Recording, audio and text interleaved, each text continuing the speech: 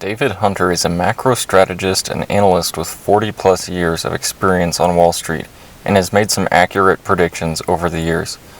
One of the things I like about him most is he has a podcast called the Contrarian Investor Podcast, so I guess someone else beat me to it. Anyway, he has some bold predictions for the next year in the stock market that you'll want to know about, so stay tuned.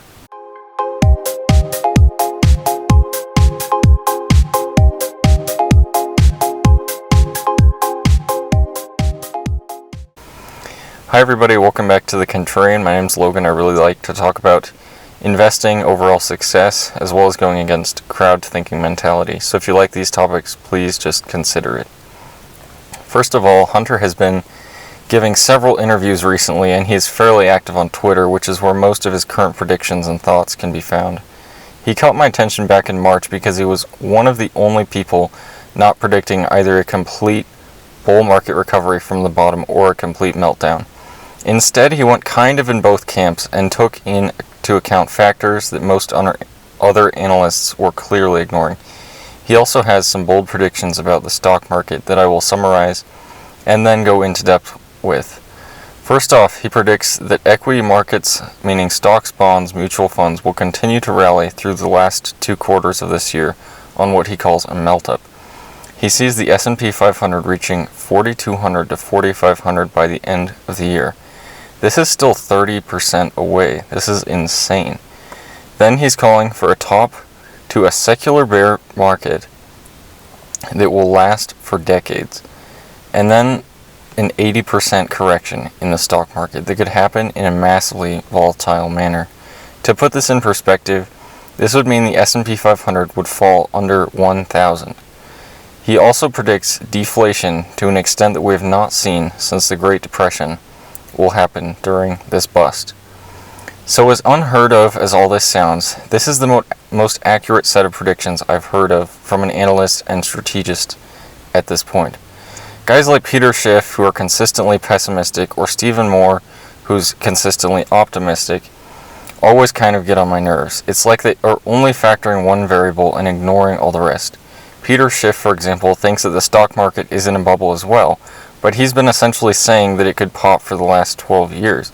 So I think it's just kind of hard to take him at his word now that this is finally happening. Hunter presents more realistic timeframes, in my opinion. First of all, let's go into the melt-up prediction. Hunter predicted that the stock market and other equities would rally heavily off the stimulus and interest rate cuts, as well as investor hopes and pent-up demand. He was saying this essentially when everyone else was either predicting either a complete recovery or disaster. And he's essentially been proven right. The floor has not continued to fall, and the Fed did essentially catch a falling knife. In his melt-up prediction, he is saying that this continued stimulus spending and pent-up demand will continue to propel markets higher, continuing into the late summer and fall. When asked as to whether the continuation of this melt-up is dependent on further stimulus, Hunter noted that it is not entirely dependent on it at this point, since the first round of stimulus is actually still being distributed. And this will further drive up a fear of missing out bubble, where investors who were at first skeptical of this rally begin to jump in thinking that everything is alright because of the continuing rally. So Hunter sees this actually being more of a mindset-driven melt-up rather than a Fed-driven one. Now for the crash. Hunter is predicting that we hit decade-lasting high marks in equity markets. Let's go to an interview that he had on Forbes.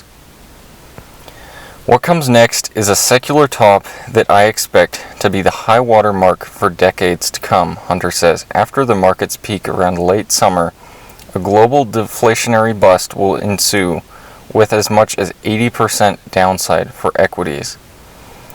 Now, I was at first confused why he's predicting so much downside. Why would the stock market not simply just retest the lows we saw in March?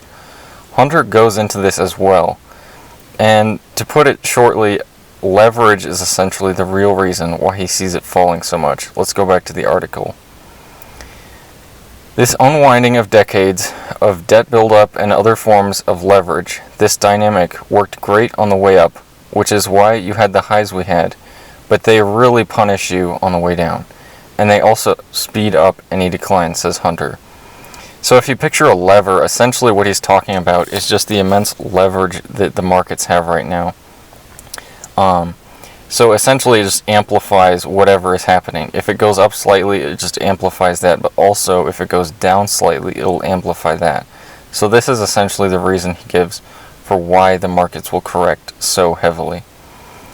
Now, we saw this sort of massive leveraged drop back in March as well, we need to remember, when the stock market would at times fall 5+% in a single day. Previously, these sorts of moves would be unheard of, but in my mind, this makes sense now. We've already seen a glimpse of what the real fall is going to be like, except this time the Fed will be out of bullets to stop it.